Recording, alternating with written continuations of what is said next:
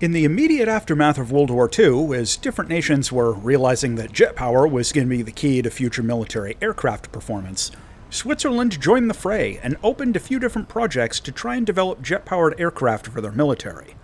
One of the designs, which was produced by an aviation firm I can't hope to properly pronounce, was planned to be somewhat of a multi-role attack aircraft, capable of performing both basic ground strike missions and air interception missions. As Switzerland purchased British jet fighters in the late 40s and into the early 50s, they had hoped that the new design from FFA would end up having supersonic potential to complement the recent purchases without necessarily replacing them. In April of 1955, the new jet, designated P-16, finally had its first flight. The design was fairly conventional for the time, with straight wings, tip tanks, a split air intake, and a center-mounted engine. Due to issues procuring the planned jet engines from the British, development and flight testing lagged behind and took far longer than had initially been hoped, and it wasn't until 1957 that the fully spec'd Sapphire 7 engine was fitted and the full performance potential could finally be explored. However, there were still other problems. Crashes in the testing phase caused some additional setbacks, and as the 1950s dragged on, the Swiss government was concerned about the future viability of the jet. An initial order for 100 planes was cancelled, and the hopes of a domestically produced Swiss fighter flying for the Swiss Air Force were officially over. The plane itself had fairly basic performance, with its design being almost a decade out of date by the time it was ready, and it was barely transonic in level flight. FFA had hoped that they could keep working on the jet and find an export buyer, but nothing ever came out of those efforts. There is some minor drama and persistent rumors about early Learjet business jets having design elements based on the P-16, and some of the same engineers did work on both projects, but in the end, remember these are very different aircraft, and the Learjet was not a copy of the P-16.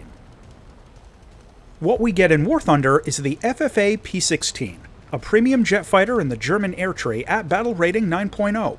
This jet has a rudimentary ballistics computer with a CCRP for its bombs, and more about that later.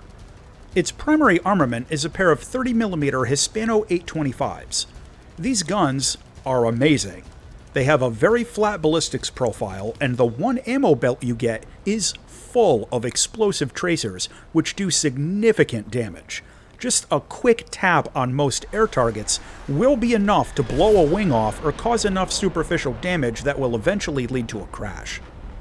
For loadouts, the P-16 can take a pair of missiles, 4 hardpoints worth of bombs, and a whole bunch of unguided rockets, including in a chin dispenser that works like a bomb bay.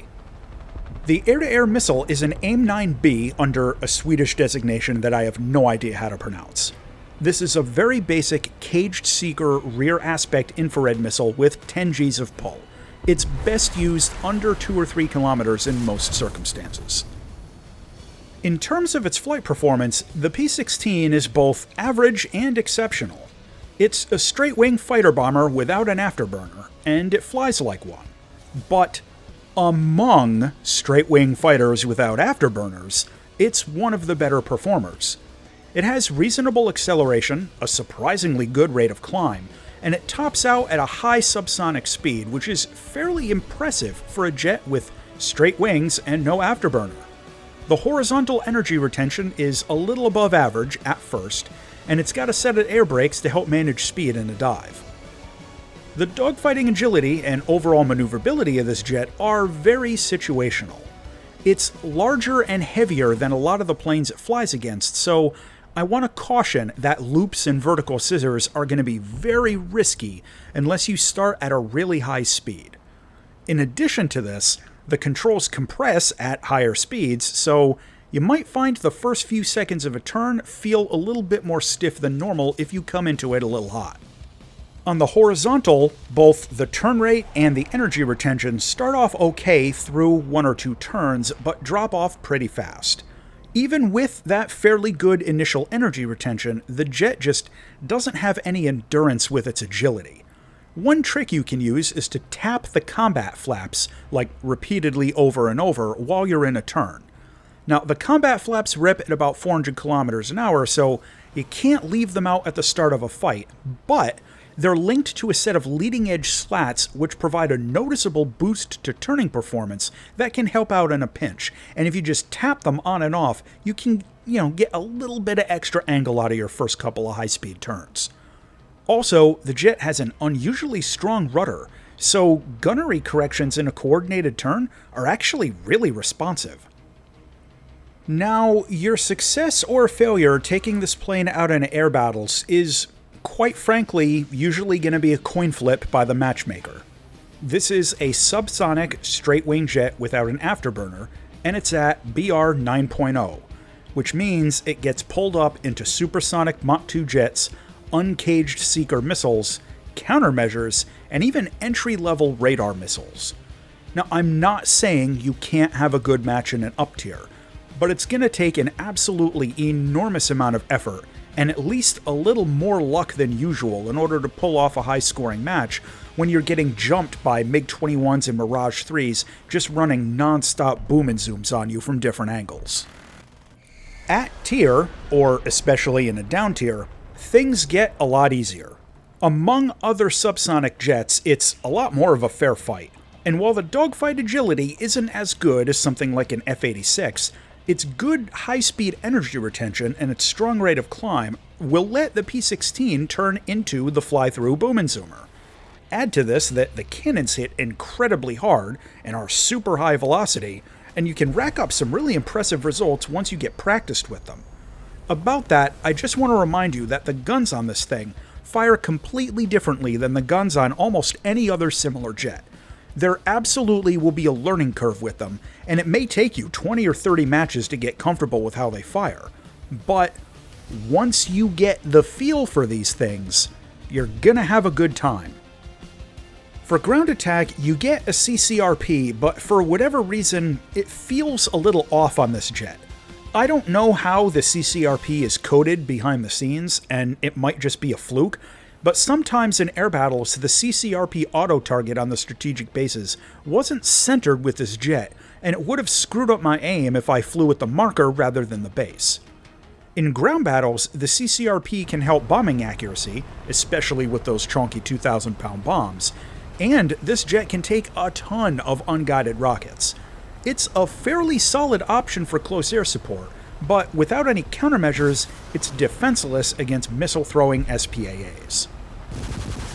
Visually, the P-16 kinda looks like a misproportioned F-104, but the tail is really odd. Overall, it's not a bad-looking jet, and there are some really great paint jobs for it, so probably a little something for everyone here. Landing this plane is fairly simple. You can drop gear and landing flaps at about 400 kilometers an hour, and the wheel brakes are actually pretty strong. Plus, it gets a drag chute. The P-16 has a fairly short landing run, and I'd generally rate this jet as beginner-friendly for landing performance. The cockpit gives good visibility in most directions, which helps in dogfights, but the forward bracing is really thick, and it can get in the way for lining up shots. Some of the important instruments are way lower than I personally prefer, but overall it's a fairly average VR experience. To close out on the FFA P-16. This jet has excellent cannons, can take tons of rockets, and it gets a CCRP for its bombs. However, it's at a very rough BR and it can get clubbed out in an up tier. Aiming the cannons has a learning curve, and it's only average in dogfights. The final verdict on the P-16 is that this is a fairly beginner-friendly premium jet that would feel balanced overall, except, again, when it gets up-tiered into Mach 2 jets and vastly superior weapon technology. If they ever do BR decompression for ranks 5 and 6, this jet will probably be in a really good place. Until then, every match is a coin flip. As always, thanks for watching, and if you enjoyed this video, check out this other one.